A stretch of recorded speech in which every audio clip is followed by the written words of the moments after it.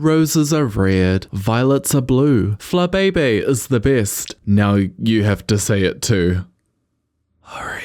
Ah, Flabébé. What a delightful flower. Gotta be honest, I never thought much of this thing until last year when I replayed Pokemon X-Files with the Florges on my team. Her name is Dana. I'm not sure if anyone remembers, but Arbok, a Generation 1 Pokemon, has a different design on its chest in the Johto and Hoenn region. It's quite peculiar. Like, they really tried something and then just totally abandoned it from Generation 4 onwards. I won't ramble on further because Arbok is going to be a video for another day, but you know, got me thinking. We have this Pokemon whose primary design feature is the flower it holds. Flabébé has a handful of different variants, but it's just a recolor essentially. The most unique design out of this entire evolutionary family is probably AZ's Floette, and you know, we never got that in the game. We'll have to wait and see if that changes. Now, what if Flabébé in other regions had to hold a different flower? It makes sense, right? I guess you could argue that the flower is indeed part of its biology, as it does have it from when it's hatched. That's what the Gen 6 entries hypothesize at least. But thanks to the Paldea Pokédex, we now have canon information which states that Flabébé searches for a flower it likes from when it is born. So it needs to find one. It's not just born with one. This to me suggests that it should really only be able to grab a flower available in the location that it is born in. So if Flabébé is born in a region that doesn't have these beautiful multicolored daisies, I guess that's what they are. I don't really know. Then what kind of flower will it nab? That's what I'm here for. So let's go find out.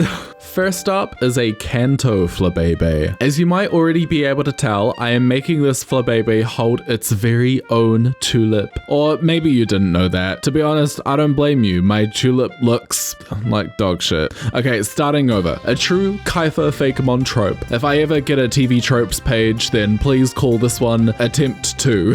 My second tulip is looking marvelous. Chef's kiss. Please don't cook the tulip. I don't care how fragrant it is. Just don't do it. Now, my flowers are not random, even though it may seem like they are. To be honest, I think I could just get away with choosing any old flower and saying it's whatever's Regent's variant, but you know who wouldn't be okay with that? Jesus. Just kidding. Me. I wouldn't be okay with it. It would keep me up all night. All of the lavender in the world wouldn't let me sleep. Tulips are a very common flower pretty much everywhere and aren't necessarily a flower that is associated with Japan, but they do bloom very wonderfully. Tokyo, which is in the real-life Kanto region, also holds an array of flower festivals to celebrate the blooming of the many spring flowers. Normally, tulips are the first of the spring flowers to bloom, as they are usually in full blossom around now, actually. I have no idea how the Northern Hemisphere works, but if we are to assume that Japan and Mirage Island have similar climates, then I would make an educated guess that sakura, otherwise known as the cherry blossoms, probably bloom around the same time. Where I'm from, they blossom in September and October, so I'm really working with knowledge that only 12% of the human population can relate to. Speaking of 12%, it's also the same amount of people watching right now that are subscribed to my channel. If you are one of those few 88%, then consider hitting that subscribe button, and then I can waste your time every single week. It's honestly a really great deal. I also hope my maths was correct. I'm kind of guessed. These stats are an approximation. Did I mention how hard it is to actually draw the Flabébé creature? It looks like it should be easy, but like it really isn't. This thing has very strict proportions, and trust me, you can tell straight away if something is wrong. I was doubting myself throughout this entire sketch, but honestly, when am I never doubting myself? I made the tulip red, but really it could be any color. Perhaps even the same variants as the OG. Maybe. Would a blue tulip make sense? I honestly don't know. Also, the stem of Flabébé's flower is just the same color as the lower half of its body, and yes, I know I have free will and I can just change that, especially since it's a different flower and all, but there is something deep within me that will not allow me to do that, you know? Consistency forever, just for this one. I do change it with one of the future ones.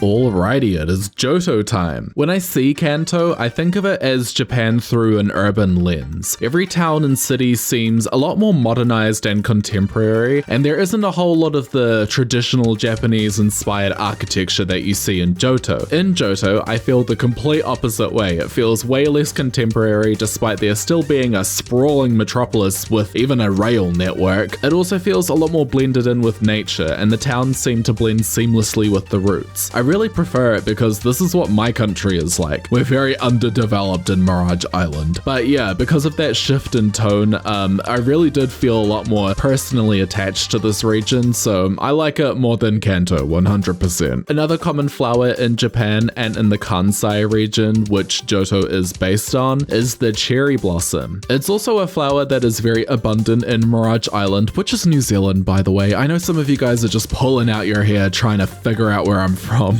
It's New Zealand. You don't have to wonder anymore. I thought since this is the one flower that is very commonly associated with Japan, it would be the Johto flower for Flabébé. Now, as you can probably tell, I didn't really use a reference for this drawing. I kind of just trusted my memory. Of course, there are some creative liberties I took, such as the giant, what is that part called? Stigma. Behave. I did that part mainly because I wanted something for Flabébé to hold onto. Plus, it's kind of a callback to the OG flower. In fact, this whole flower is a callback, and definitely the most similar design out of all of the variants that I've made. To make it a tad more unique, I put the sakura on a bit of a lean little angle. Flabébé is going to be kind of hanging off it. I think because the Pokédex describes Flabébé as riding the flower, this is especially funny to me. Kind of like Flabébé is some flower cowgirl and this is her noble steed. The coloring wasn't very hard, to be honest. To sort of tie everything together, I'm keeping the center parts of each flower the same yellow as the pollen on Flabébé's head. Those parts are also consistent across all of the OG variants, so it makes sense to keep that little consistency alive. It may not be truly realistic, but it's Pokemon. I think we can make an exception here. The petals are obviously going to be a pale pink, a very spring color indeed. Looking at this all rendered, I definitely have noticed that this particular design is slipping away from the source material pretty fast. It's kind of looking more of a fancy daisy, if anything, but the shape of the petals is still very true to Sakura, so I think it still keeps it intact. Something else I'm going to do just to keep everything looking right is I'm scaling my designs against one another so that I can keep Flabébé at the right size across all of my drawings. The flower size is not of any concern to me. It's a bit too far-fetched to force each flower to be the same size, so I'm really only worried about the Flabébé part of Flabébé. Thirdly, and this time not lastly, we have a Hoenn flower on the horizon. I chose to base this Flabébé's flower on the Tsubaki, a Japanese camellia flower. It's kind of similar in color to Sakura, maybe a bit more saturated in color, but the shape is completely different. I've been drawing the flower first for all of these designs because I think it helps force me into making a more interesting pose for Flabébé, which is very much needed. It would be boring if they're all posed the same, let me tell you that one for free. I went for a foreshortened perspective. These flowers really are the most stunning when seen head on, so it really is the only way to draw it in this artwork. I can't just do a side profile, it would look so boring. Is it just me or is Flabébé kind of given Floette in this one? It's the same with the tulip variant. It's holding the flower at the stem rather than the stigma. I've got my eye on you.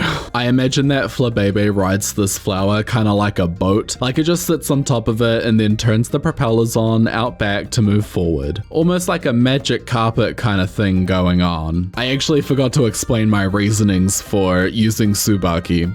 There's nothing too deep with this choice, to be honest. It's just a very common coastal flower and they can be found abundantly on the southern coast of Japan, including Kyushu, which is the real life location that the Hoenn region is based on. I grew up on the coast, so I relate even more deeply with Hoenn than I do Johto. It's probably why it's still my favorite region to this date. Alola is a very close second, especially since I live on a Pacific island, but I'm not actually in the tropics, so it's a bit more removed in that respect. To keep the colors different to my Sakura version, I made the pinks more vibrant, and I did a two-tone design for contrast. I also made the stem a darker green. Alas, we have reached the final design. Yes, we're only going up to Sinnoh this week, but if you really like these, then we can keep going in another video. Just let me know in the comments if you want like a part 2 to this. This looks kind of like corn on the cob, but instead of the corn bone, it's a flower stem, and instead of the corn, it's petals. I really hope that literally anyone knows what I'm referencing. Otherwise, I will curl up into a ball and roll around in my tears. This is going to be a lavender,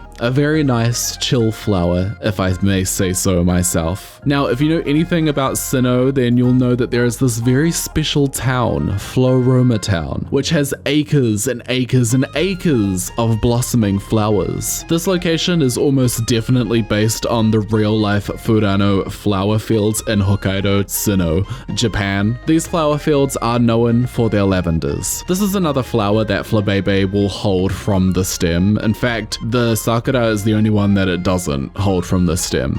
It holds the stigma. I hate saying that word. I decided to make the Flabébé that holds this flower just a tad sleepy. If you don't know, lavender is a natural sleep remedy, I think, asterisk asterisk. I don't actually think it makes you sleepy, but it does contribute towards a more soothing slumber, perhaps. I don't really know. It's just associated with sleep in general. On packaging, on paper.